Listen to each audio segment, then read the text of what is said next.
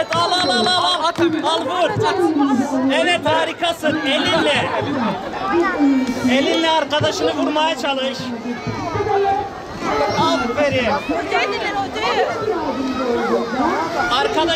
Arkadaşınızı vurmaya.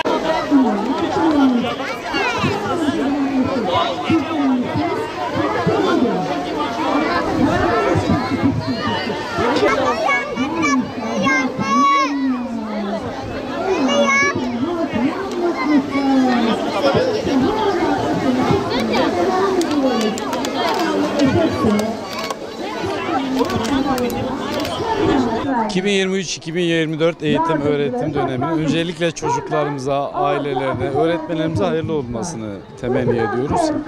Milli Eğitim Bakanlığımız tarafından başlatılan uyum semineri, uyum süreciyle ilgili olarak tüm ülkemizde 4-8 Eylül tarihleri arasında Temel Eğitim Genel Müdürlüğümüze bağlı ilkokul, ortaokul, anaokullarımızın tamamında bir hafta boyunca çocukların okula entegre oryantasyon süreciyle ilgili çalışmalar yapılıyor.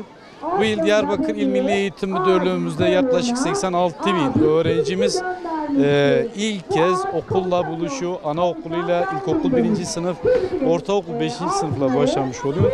Biz İl Milli Eğitim Müdürlüğü olarak bunu biraz daha kolaylaştırabilmek, çocukları okula alıştırabilmek, ortama uyum sağlamalarını gerçekleştirebilmek amacıyla İl Milli Eğitim Müdürlüğümüz Ar-Ge ekibi tarafından çeşitli etkinlikler düzenleniyor.